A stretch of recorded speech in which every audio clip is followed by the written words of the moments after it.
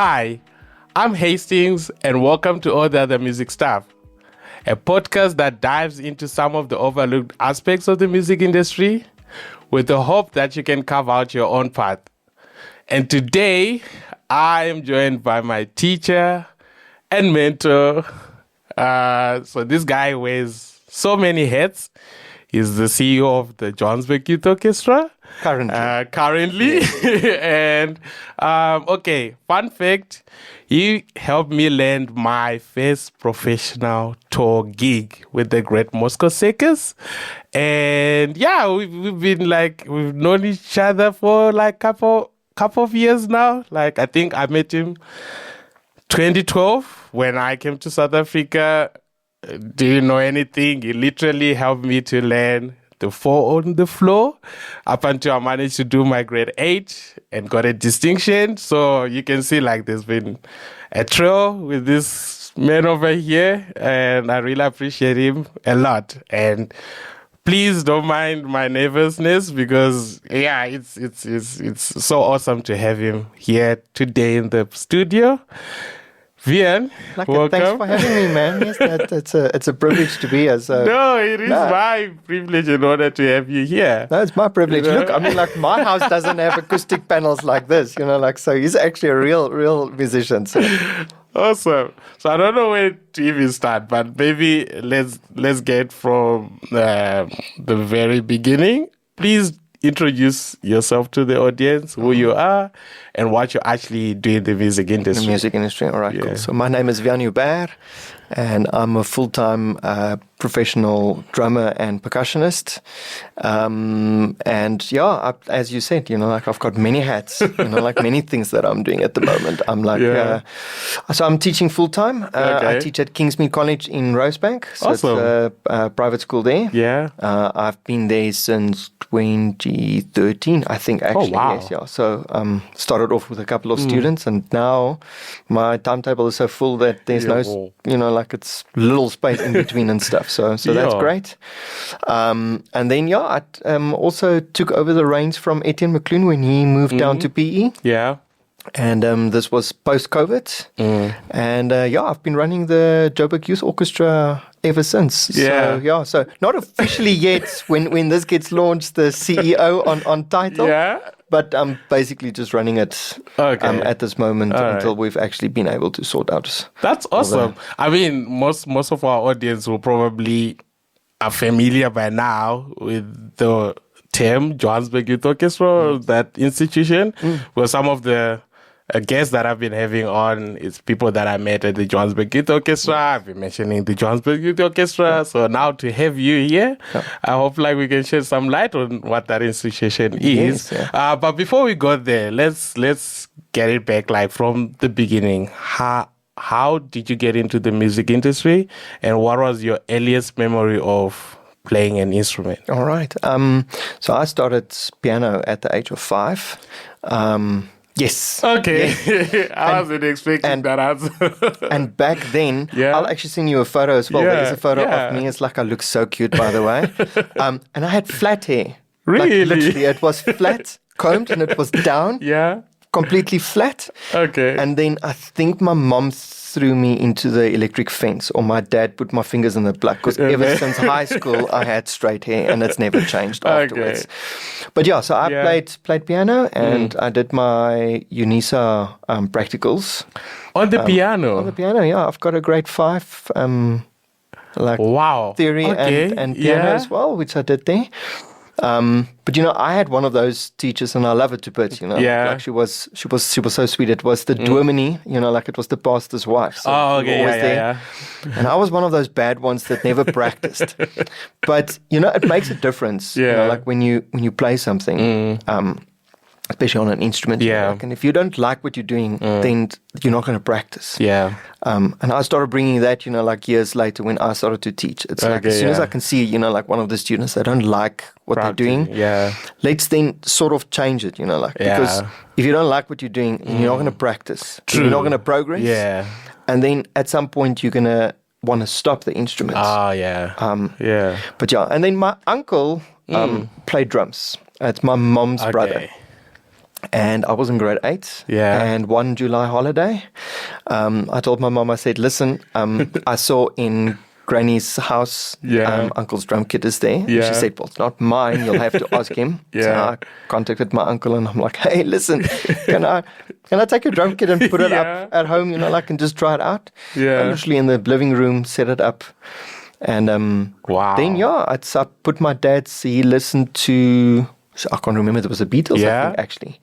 Beatles and Richard Clayderman and... so I can't even remember. It was so many stuff that we used to, that my dad had. And I put the CDs on and just kind of just started fooling around. Yeah. And before I knew it, I sort of got the hang of it. Okay, wow. So this is at grade 8? This is grade 8 school. Grade 8 school, so, okay. And then within 3 months after that, my older brother sang for the Kolavoche Youth Choir.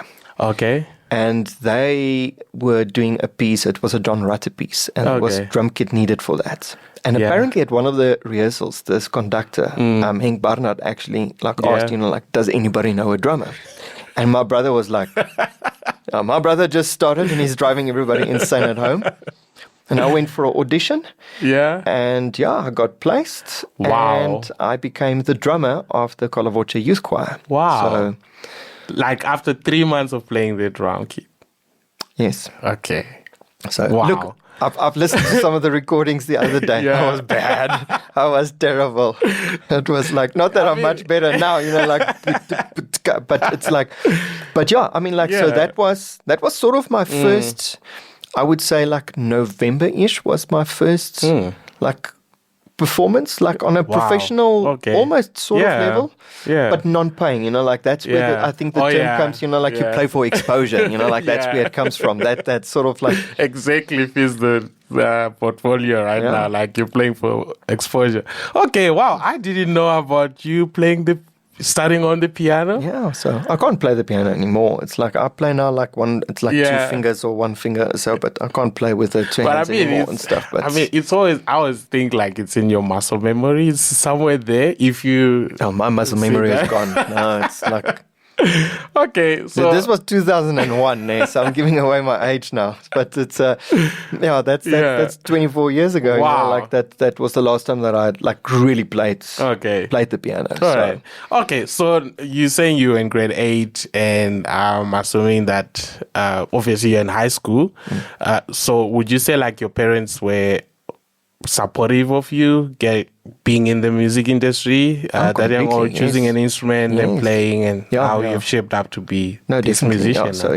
Look, my mom didn't grow up very wealthy. Her dad left when she was very young. Okay. And my gran had to raise her by herself, and so she was a school teacher, she was a remedial teacher. Okay. So she had to, look after 2 kids.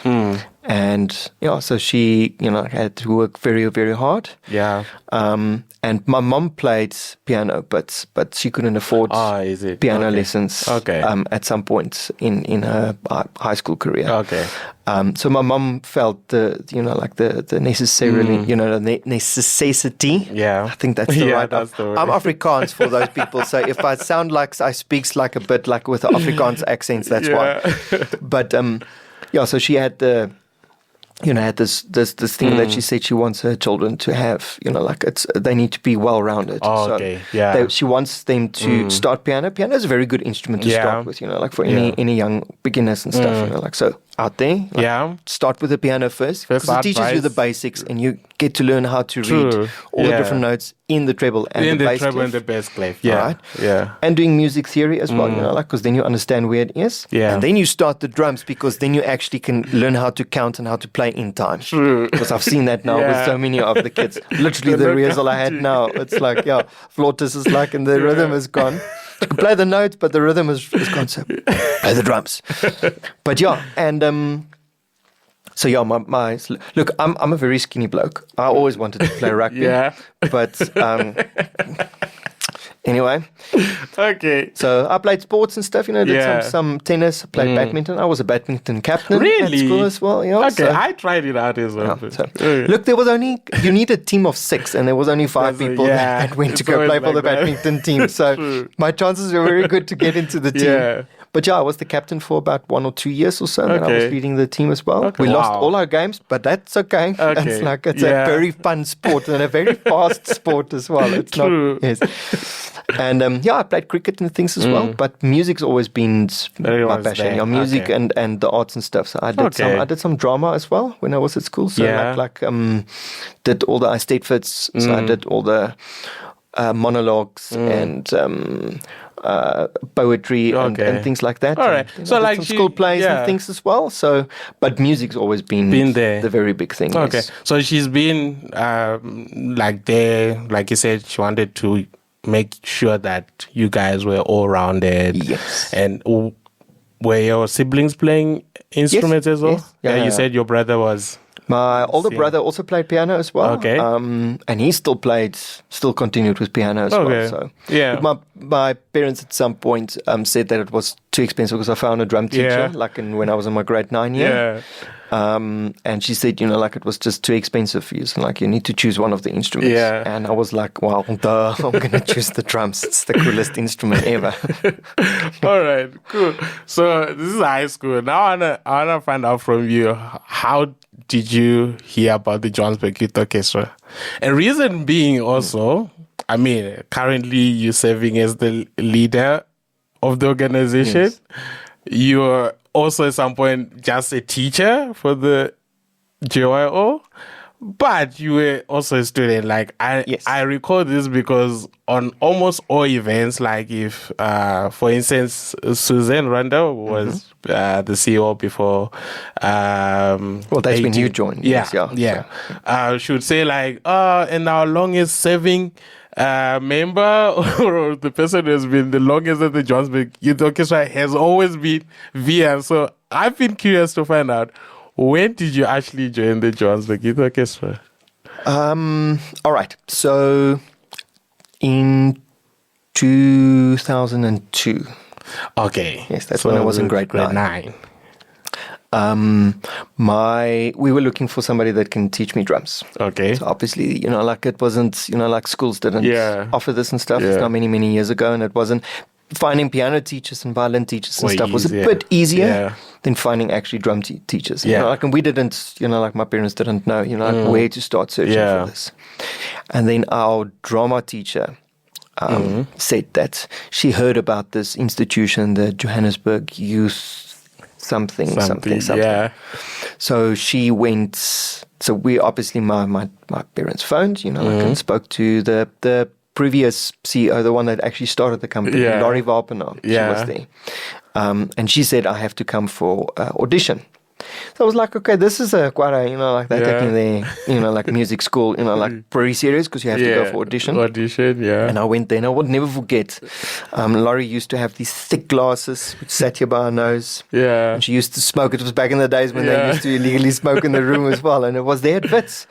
In that the Wozani block. The Wozani block, in that room or whatever. And she used to light that smoke, and she sit there and she's like, okay. And she said, cool, play for me just a rock groove, but I want you to go faster, but become softer. And I'm like, okay, cool. So I'm doing that. Yeah.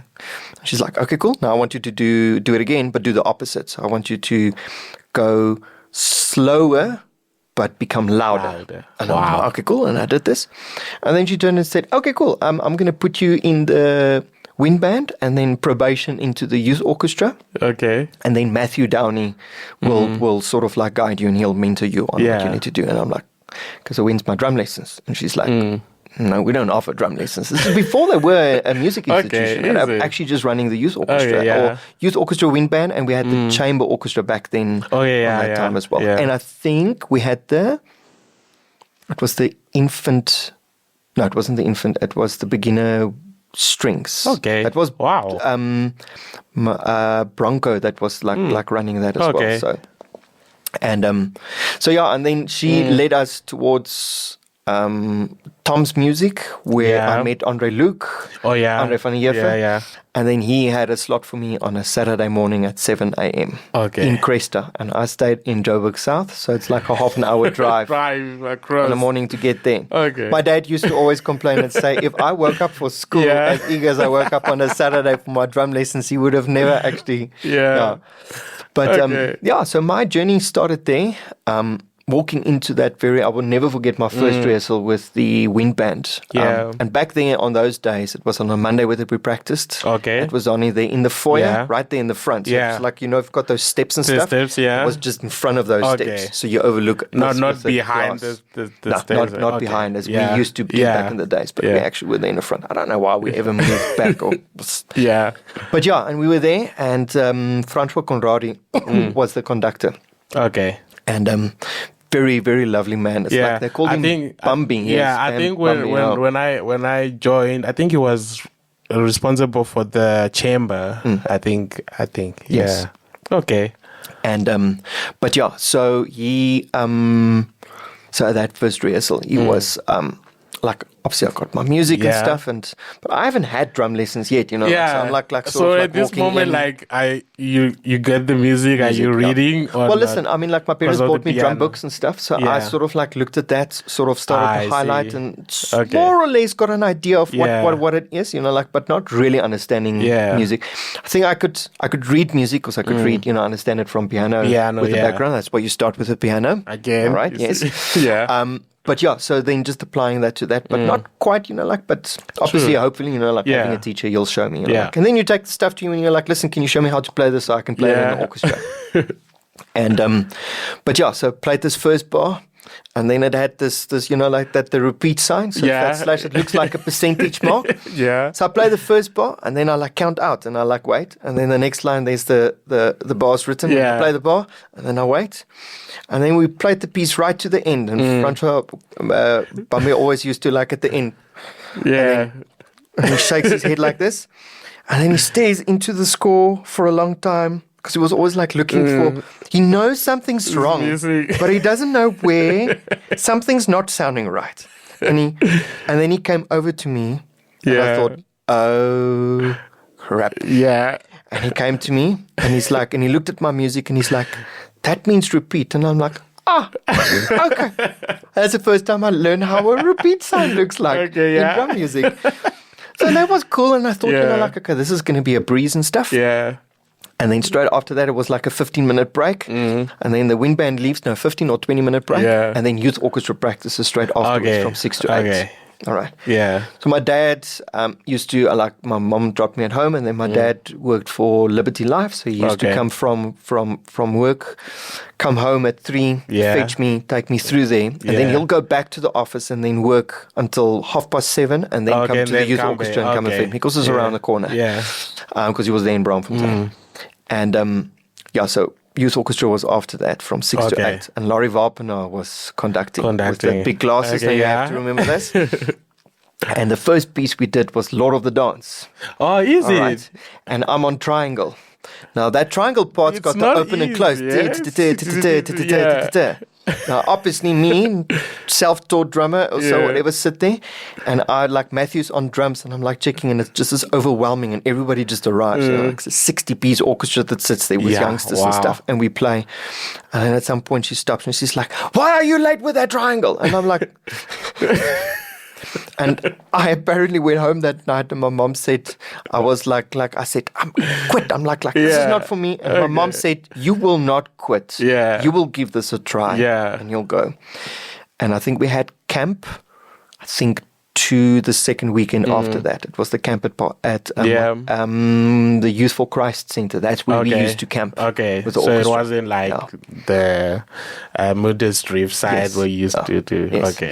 And we went to the camp, and then my dad that was my first time. My dad was a chaperone for the camp as well. Yes, cool. Because he went along, just to check, that I'm shame, I'm a little boy, so I'm big now. But Yeah, and then Matthew did some, like some sectionals with me, and I understood a little bit more. Okay. But for the first year, I was just on percussion. Okay. But All right. dude, I haven't left the organization ever since. 'Cause I went from being one of the students, and I played in the orchestra, to when Laurie phoned, actually emailed my dad the 1 year and said, I think it was 2007, possibly. I was second year varsity. I studied civil engineering, so I studied at UJ. I studied civil engineering, and she phoned him and said, listen, I've got like 2 or 3 people that want to learn how to play the drums, and would Wian be interested in doing some lessons and stuff? And I was like, okay. Is it? It's like, okay. So that's that how you also got into the teaching? My first teaching job was. And would you say, then and also in hindsight, teaching, I know you the best teacher that I've ever had. Oh, thanks, man. But did you enjoy the teaching though? I did. Look, the first time round, doing those first lessons, I grabbed all my books and stuff, that I had from my drum teacher. I did go for drum lessons, by the way. So we did manage to hook a time with Andre and got stuff. And he worked me through the stuff that he did. He studied at Berkeley College. Oh, okay. So he worked me through the stuff that he did with that course and stuff. Yeah. It's not as easy as we have it now today, me and you, with our teaching as well. I know that he's a phenomenal teacher as well, and he teaches drums and percussion. And but it's not as easy now, that you can just go and you can buy a Trinity book that's got like everything in it. It wasn't as accessible then. Yes, So he had and he had actually manuscript papers. So Saturday lesson we started first with coffee, because it was a 7 a.m. call as well, and it was so great because we spoke about the week, and I got so much intel from him, that our lessons were so much talking, but I got so much insight from him what's in the industry and what it's about, I see. What's out there. And he was very, intrigued with me, with the orchestra and playing, and all the stuff that I do. And, and he used to, on manuscript paper, write down the stuff. Okay. I took that stuff. And you, as you're explaining, I'm like, but that's you. Also the way you would teach, you would not just teach, for myself, you would just teach me the music, but it was teaching me how to be ready for the industry, what to expect in a gig, never be late, all those stuff that also helped me, prepare my own path. So that's really cool. Yeah, it is, So my first job was there, teaching, and then after that, it was National School of the Arts. Okay, yeah. And the next one where I taught. So Kyle was one of my students there. Yeah.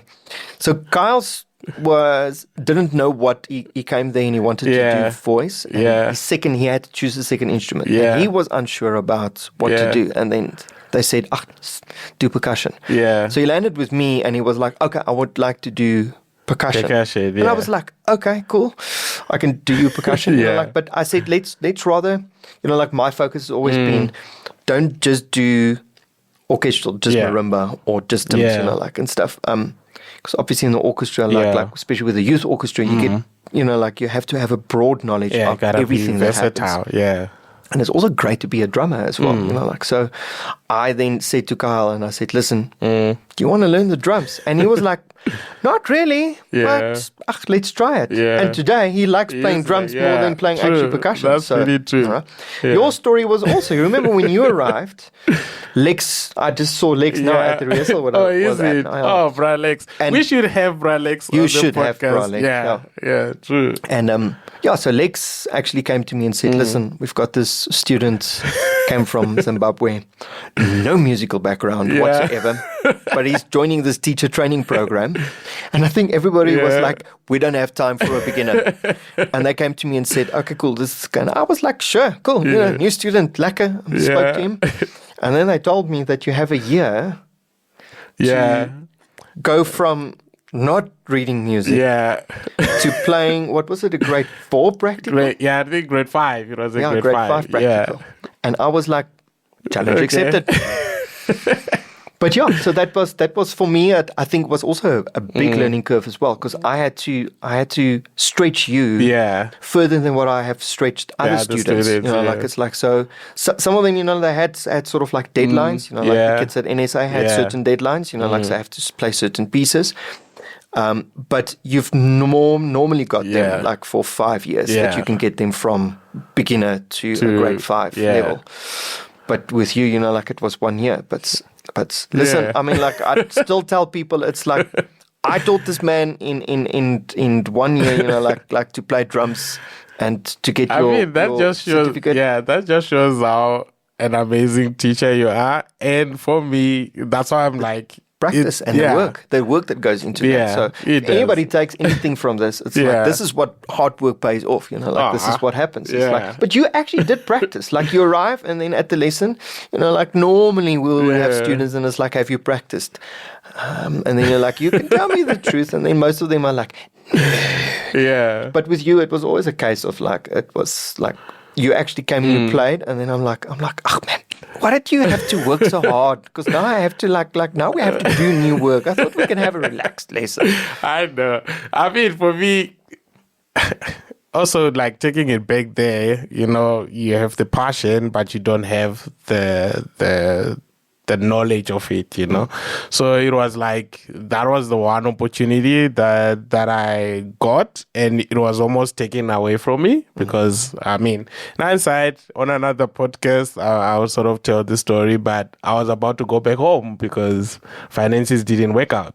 So when I discovered the Johannesburg Youth Orchestra and they told me, okay, since you've enrolled at VETS and you got your permits and stuff, rather you going back home, there's the Johannesburg Youth Orchestra.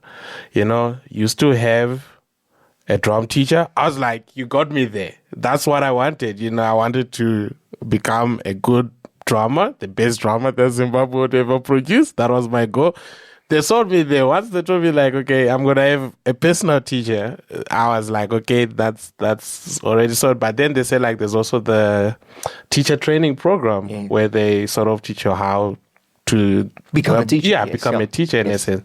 So like, I mean, that was like bonuses on top. So I sort of knew what I wanted to get. And if you didn't know, you were my first official teacher. To say like, okay, now I have a teacher and stuff. So yeah, I mean, for me, I always take my career back to you because so much that has happened.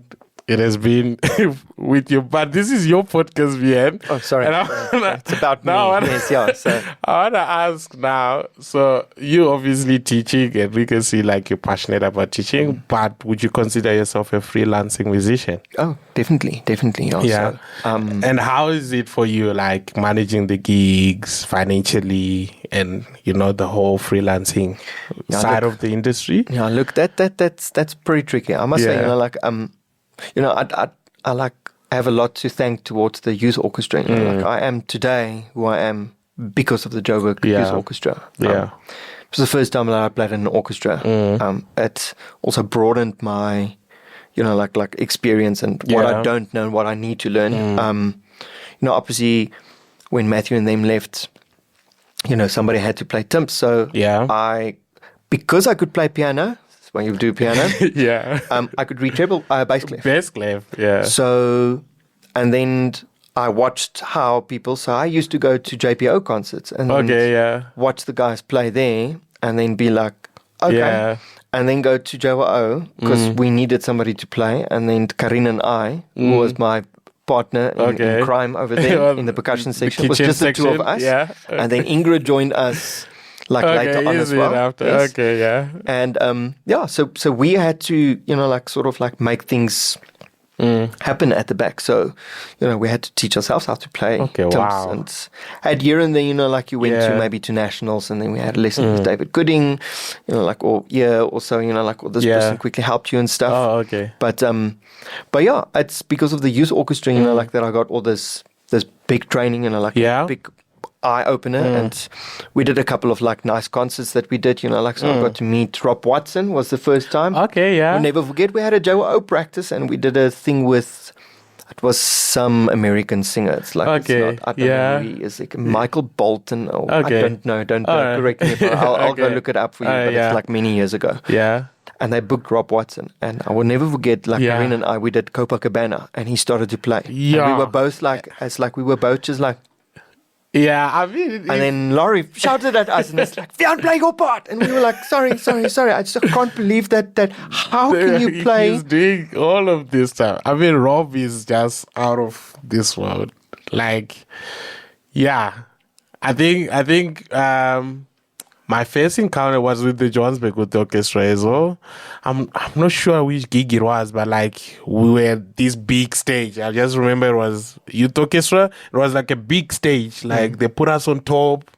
Like EOH. EOH, yeah. I was on Tim's for that one. It was you and Liam and Bradley was on that one, yes. And then you was, and I was like, Wian, are you seeing that? So yeah, Rob Watson is just I've always seen it. Yeah. So, and look, I mean, like I'm very fortunate today that you know, like back then, you know, like I was a youngster. Yeah. You know, and I played in the orchestra, and then when Rob played, I was like, and I always said, I want to be as good as him. Yeah. I want to do what he's doing. And I'm very fortunate today to say that Rob's one of my best friends. Oh, wow. And we gig a lot together. Yeah. And we're actually now at a point where when one can't make a show, we phone the other one. So it's like, you know, like, so Rob will phone me. Yeah. Or I'll actually phone Rob as well. You know, like, and be like, hey, listen. Wow. Your Eminency, as he calls me. Yeah. And I call him Your Highness. And you are the master. And then, and that goes on for 5 minutes. And then we actually get to the point. Yeah. But we're actually now at a point where, you know, like we can actually help each other out, you know, like it's like, and I think I've sort of got like similar sort of sound things that I've picked up from him. That I also use in the orchestra as well. I mean, with that in mind, how important is it for a young musician out there to actually find someone to mentor them? It's very important. And I think also, you know, like for the youngsters today, you know, like I try, and with my kids, I think I did it with you guys as well. True. But it's inspire them, you know, like to not just watch, you know, local talent, but watch international people as well. Oh, and, you know, like so drummers and stuff, you know, like, and constantly follow them. I mean, like my social media is just, I think it's just drums. Okay. A little bit of Lego, drums and stuff, you know, like, and some motivational stuff in between. Orchestra things, you know, like, but mostly it's like drum stuff, especially Drumeo, you know, like it's like, that's also been like fantastic, you know, like, and you learn so much just by watching, you know, like sometimes you don't have to physically sit and play something, but if you sort of like just put your mind to it and you can actually, then you can sort of, you know, like you can actually figure things follow something out, because actually the brain is just patterns and stuff. All right, that's really cool. All right, so back to your question, your question about teaching and freelancing, and stuff, and I know you've graced some of the prestigious stages out there and gigs. Can you just mention a few, some of your favorite highlights? Favorite highlights? Yeah. Okay. So obviously, you know, like we've played with Danica and we've played with Lyra, with the youth orchestra. Wow. And then I was fortunate enough that so we always did those Night with the Stars gigs. Yes. Yeah. And my first pro gig. Yeah. Well, but not pro, but actually pro. But was so I used to also with the youth orchestra. They always used to practice, and then I used to be on the drums, and then Rob and the team and the guys would come. Yeah. And then the one year, they said, "Listen, Wian does all the rehearsals, so he actually knows this music better than anybody else. Why don't we actually instead of booking Rob or Vinny, let's book Wian?" Yeah. And so that was my first pro orchestra gig. Okay. Obviously, I've played other stuff, you know. I played with my band, you know. I had many cover bands in my days that I played with friends, and we played for door deals and things. Played with choirs, you know, like I've like also with the Gauteng youth choir where I used to play. Also got used to how to accompany, you know, like in an orchestra, you know, like playing that or playing percussion and stuff, which also for some of it also started to get paid. Yeah. But my first big orchestra gig was that. Okay. And that was Elvis Blue. Wow. That was the year that we did Elvis Blue. Yes, wow. So for me, that's a big highlight. Yeah. We also did that 007 gig at the Civic Center with Joe, where Eddie came out of the floor, and that's cool. And then the 1 year I played EOH. It was the second year as well, and it was where the screens opened up, whatever. So that was a big one for me. SA Tattoo. Where I played, and then I would never forget that Saturday rehearsal where Eddie phoned me in the morning and said, Brent can't make the rehearsal, so I need you to stand in on drums. I'm going to send you the music. I'm going to send you the recordings quickly and the music quickly. I'm going to make, but I need you to listen to it, and I need you to prep because you need to just stand in just today for the rehearsal. I'm gonna get to, even if it's just a rehearsal, I'm gonna stand in, for that. But that was so cool. So we did those gigs, that was great. And then after that, I had some musical, there was musical theatre stuff that opened.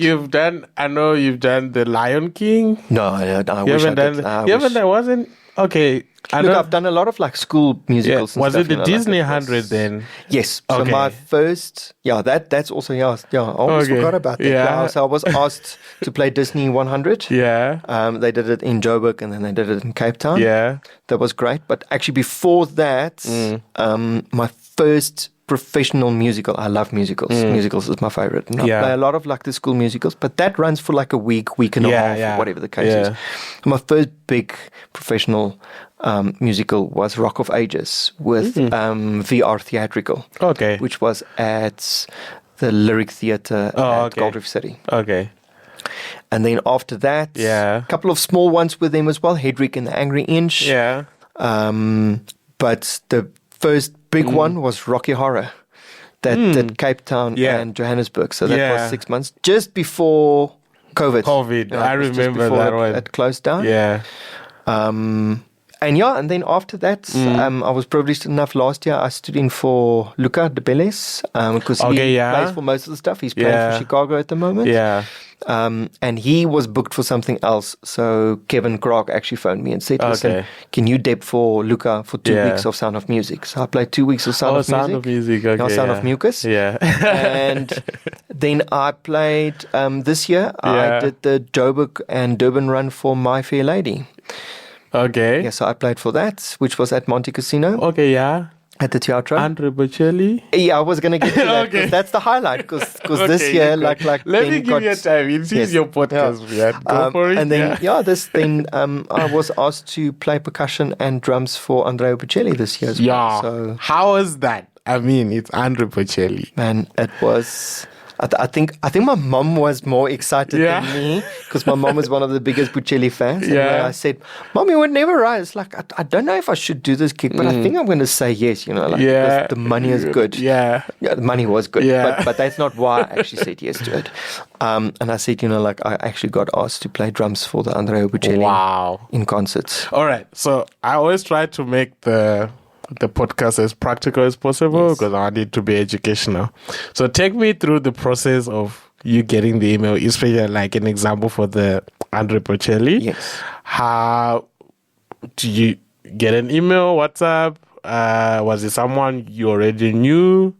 What was the process of getting the music? When did you get the music? How were the rehearsals and stuff? Okay, all right. So obviously with gigs and stuff, it takes a lot of hard work. Like the industry, you don't just finish studying and then all of a sudden it happens for you. And then you just, all these gigs just land and you're like, listen, I don't know how to deal with this. Because you're still young and people don't know you. True. So it's all about, you need to put yourself out there. And the industry is, if you're a nice guy, then people want to work with you. It's like in our industry, it's like you will go to a certain checkers if the people are friendly. Then you'd rather go and be like, listen, I want to go there because these guys are friendly. A lot of checkers, that's a sort of like a fake sort of thing, because there's so many of them and they all do the same thing. But a hairdresser, I mean, I've had the same guy cut my hair for 10 years as well. Same with me, Purely because he's a nice dude as well, but also he does a good job. True. And that pertains to our industry as well. And for me, Brian Schimmel always said, and I would never forget this, he said, early is on time, on time is late, Okay. and late is unacceptable. Okay. And that's the second thing that I take into the. So be a nice dude. Be a nice guy. You know, like be professional. Yeah. Take it serious. And for me, it's like I tell everybody, it's whether I'm booked to play with the grade 2 choir at school or whether I play Andrea Bocelli. It's the same thing. Yeah. Because you can't deliver less for something because it's not, you in your case, not as worthy. Okay. The impact you have, you never know. The people that you inspire to do things. You never know. People that who's say, watching you. You might actually change somebody's life. You might actually have saved somebody from a depression state. Yeah, true. Or whatever that might be. I know that sounds very dark, but you know, like you never know what is the power of what you can actually do. So it's always to give you 100% all the time. Always, you know, like it's and you know, like, and so be on time, be prepared. Yeah. Now I know it's not always possible to be prepared because sometimes when it's like really crazy and stuff. But this week I'm playing for JPO. I'm literally going to JPO just now to play the fourth, and we're playing Tchaikovsky Symphony Number 7. Wow. Yeah. And obviously, you know, like the music is not difficult, and I'm playing triangle and snare drum. Now, obviously, I can play these instruments and I can play them well. Yeah. But I got the music, and I went and I listened to recordings, and I went through the score, and I'm sort of like, and I'm looking at it, and I'm like, even if I'm just triangling, you know, like that's fine, but just then one thing is like, and I know what's going to happen to that. Because you don't want to go to the rehearsal and not have looked at the parts or looked at the stuff. Yeah. So for me, it's always like, try get it beforehand. Yeah. With most of the gigs that we do, like you do sometimes get the music beforehand. Yeah. But sometimes you also get your music on the spot. On the spot. So that's why you're reading also. If you want to be full-time, especially in the orchestra and stuff, sight reading is as students who always had sight reading, you'll be like, why am I even bothering with the sight reading? But like it's in this case, it's now where it comes handy. Do you remember the days that I like, so my students hate me with sight reading because generally you get a minute to look at the parts. Or to practice it. 1 minute, and or then to you practice need to play. it. So my students, I train them, I'm like, I put it down and I'm like, play it. So you don't even like look.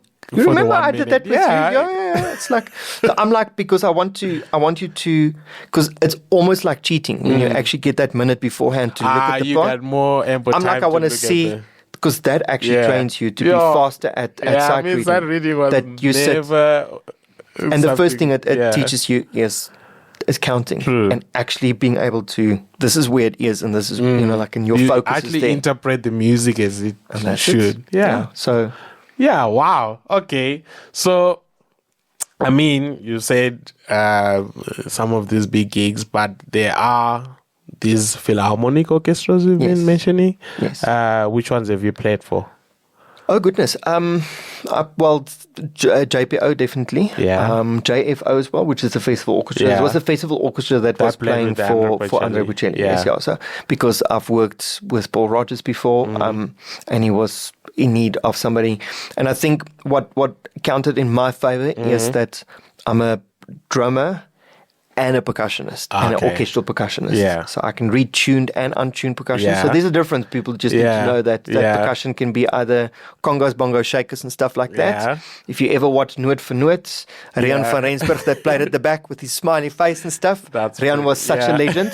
I used to, when I was younger, I used to like my parents watched Noot for Noot on a Friday. Oh, is it? I didn't watch the pre stuff, whatever. I used to practice drums, set my timer for 8 o'clock. Really? And then 8 o'clock I'll quickly go, because that's when they've got the guest artist that's on, and he's performing like 2 or 3 pieces. Yeah. And I used to go sit, and then I watched David Klaassen played. Yeah. And then I watched how he played, and I'm like, that's a cool fill. And then I went straight to my room to go practice again. Yeah. So I was like, I want to go try this. And then you go and try it out. And it was always like and I learned a lot also like listening to the stuff that Rian van Rensburg did as well. Okay, yeah. Because he'll play and I'll be like, oh, that's quite cool. You know, like it's like, oh, it's like what you can do there.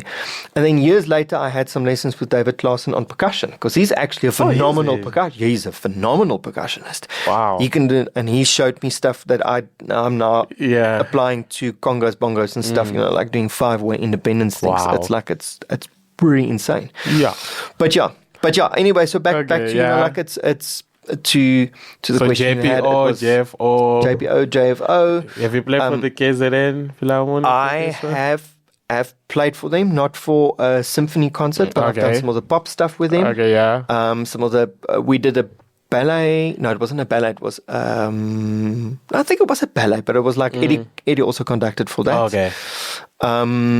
And yeah, hopefully one day I can play for CPO as well, maybe, or go play for the Bloemfontein, the FSSO.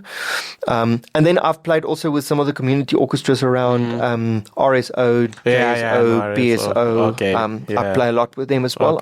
Next weekend I'm doing one with the RSO. They've got a picnic concert, so I'm playing there. And then I've also, then there's the new Igoli Orchestra, which is with Adam Howard. Unfortunately, I wasn't available to play for that. I was asked for that, but I was already previously booked for something. This weekend with Kutlana, I played for the Joubert Chamber Orchestra. That's the new orchestra that's there. Wow. Yeah, but look, in Johannesburg, there's a lot of freelancing orchestras. So people are sort of I also do that as well. A couple of times people have reached out to me and said, listen, we've got this event. We want to put something together. So I work a lot with Pizza as well. And we put an orchestra together. So I contact people and then put that together. That's pretty cool. I'm just curious, have you done any session like for an album on drum kit or not? Yes, Afrikaans artist Stein de Wet. And I was actually part of the Transatlantische Boere Orkest. So it was Stein de Wet and Tabu. So I played one track, I played drums on that. One of his previous albums, I played some drums on it. And yeah, man, I've done wow, you've done it I mean, guys, you can hear that this gentleman here. Yeah, I don't know. I'm just always blown my mind. I forgot to tell this. Like one of my other moments, I forgot about that. This was so long ago, but I actually toured with Zane Beaker. Toured internationally, and we played festivals and things. And wow. Wow. All right, so let's pick your brain a bit. With all this happening, I mean, thank you again for coming through, because I know you managed to squeeze me in your busy schedule. How do you keep yourself abreast to everything, Wian? I know you are one of the most organized person and individuals that I know, but can you please tell us your secret? How do you keep everything together? What's your hack? What's my hack? Yeah. Thank you for believing that I'm keeping everything together. Some days it doesn't feel like it. Calendar. And I mean, I'm not selling Apple, but without my Apple devices, that's sync and talking to each other. So that really helps, right? Because I mean, you running the organization, you got your own teaching gigs going on, and then there's the gigs also and stuff. Look, what I try and do with the gigs, obviously, gigs are nice, but I also don't want to lose too much momentum with students. So some of the stuff, sadly, a couple of times I had to turn down some of the JPO bookings purely because I was going to lose too much contact time with the students, versus the JPO stuff, so that unfortunately had to turn that down.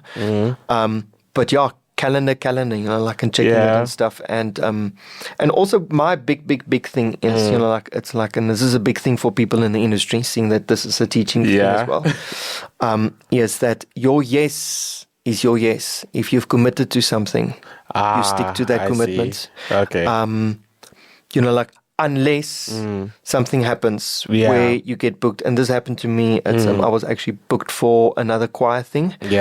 And then I got the call for Andrea Bocelli. And then I phoned my friend Gideon Els, who is running that, and I said, listen. Sure you understand. I mean, And I said, listen. And his reply was like, it's Andrea Bocelli. Dude. He's like, how can I not let you play that?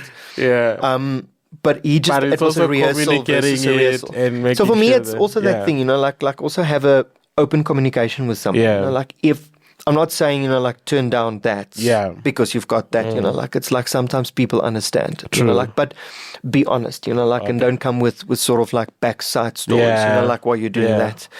But, like definitely, like don't, like there's a lot of guys in the industry and you quickly listen, this industry looks big, but it's small, so small. And you don't want to be that person that's marked as like, oh, he's the dropper when there's a gig that pays more. Okay. So always make sure that you sort of like, like, and it shows your loyalty, like also to people, like, and for me, I mean, money, I've got bills to pay, like we all have bills to pay. True. So I'm doing the gigs, because it pays the bills as well. But if that's your only motivation for that means that you've lost the like the taste and the love for the music. I see. Yeah. And for me, it's like I'm still playing. I'm playing shows now because it's fun. And then a bonus is that I'm actually getting paid at the end of the day. So for me, it always feels like there's like there's even a bonus. Yeah. Wow. Okay. I mean, so many gems coming through now. But yeah, like you said, I think that's one thing I really got from you was to always make sure that your name is clean. When people talk about you, there's a reputation that you carry with, not just for yourself, but say if you refer me, and I learned that like when you made me to depth for cover-ups, and you would say like, make sure you do this. I mean, you really showed me everything, would arrive there on time, and for me it was like, okay, I'm now practically practicing what you've told me, because now it's not just the name that I'm trying to build, but it's the person who has referred me to. Exactly, because there's always got to play on that, like, so it's like who referred, like that person, like, and look, I must say, it's not always unavoidable to have double clashes, like it's like, and sometimes you need to make plans and you need to put people in and stuff, but then like you need to make sure that you have somebody that is reliable and that can do the job. Last thing you want is you want to put somebody there that's going to stand in for you and they don't know what they're doing and stuff. So because it always reflects back to you. All right, I just have because there's a lot with you. I think I need another podcast with you. But okay, as I'm drawing to a close, what are some of the drummers that you look up to now, or like musicians rather? Let me put it that way, and why? Okay, sure. Look, each one has got their own specific talent and specific thing that they bring. Yeah. And one of my big idols forever and a day was Simon Phillips. Okay. Dave Weckl. These are all independent drummers. Yeah. And then I was very fortunate in 2019. I went to go do a 2-day course with Annika Niles. Oh yeah. Oh yes. Yeah. And it was one of those like moments. I remember when you came back and you couldn't stop talking about hair. I was like, who's this? Who is this person? And he calls himself a drummer. He doesn't even know who that is. At that point, I didn't know. Yes, but now you know. Now you know. I mean, from there, I knew who she was. So yeah. And and then like so it was very fortunate that I could actually do one-on-one lessons with her. Oh yeah, wow. Benny Greb is also one of my favorites as well. Yeah. Gavin Harrison, Thomas Lang. Yeah. Oh man, the list goes on. It's Chad Smith. Actually watched the Drumeo thing from Chad Smith last night. And the list goes on. And obviously, like locally, it's David Claassen, and Rob Watson as well. Yeah. Peter Orret. Like I said, every single person has got something that they give. And I also find it's like, and most of these guys said, like they listen to recordings of somebody, this person did this, and he's like, and then let me try, and then you start stealing ideas from everybody, everybody got stuff from Buddy Rich back in the days, and then from there started building their own sort of thing. True. So so everything comes from there. So the list is too big, man. It's it's But this has been awesome. Like I said, I think we have to do another one. But before I let you go, what does Wian expect for himself in the next 5 years? Like, what are your aspirations? How do you see yourself in the next 5 years? Okay. well, I have a very, very, very awesome girlfriend at the moment. Okay. So maybe there's potential, like future plans there. We'll see, like you got married before me, my friend. So, and but so that on a personal level. Yeah. But I think just I just want to grow in the teaching and stuff. Maybe not teach as much because I feel like I've and I love it. I really love it, and I do a lot of group and individual teaching as well, and I love it. But I feel that I'm bestowed for a little bit more than that. Yeah. And managing and stuff is for me great. So hopefully with the youth orchestra, I'd like, for me, the next 5 years is to have hopefully our own premises. Yeah. With our own space to practice in. Yeah, that would be really awesome. More gear, more orchestras, more people involved. And a bigger intake, of people, like more people knowing about the Joubert Youth Orchestra. So my big plans is it's Joubert. Okay. That's the next 5 years. That's going to be even bigger, better, broader. Yeah. And and hopefully, I mean, like for me, hopefully, like on a playing level as well. Like be playing more bigger shows and more, like more frequently in bigger shows and stuff. Yeah. Okay. If someone right now they're watching the episode or they're listening, and we've been talking about this Johannesburg Youth Orchestra. When is the intake? Is there a website that they can go to? Our website is currently down, unfortunately, at the moment. But they can send me an email. Okay. It's JYOC Orchestra. Okay. @gmail.com. Okay. Yeah, so, but I'll just send it to you. Cool. And you can we'll just put it up in the link. Yes, So if anybody's interested to know a little bit more about the organization, drop me a mail over there, and then I'll get back to them and I'll let you know what's happening, what's happening and stuff. You can otherwise you can just check our Instagram and our Facebook as well. Like we will put some concert stuff over there. Yeah.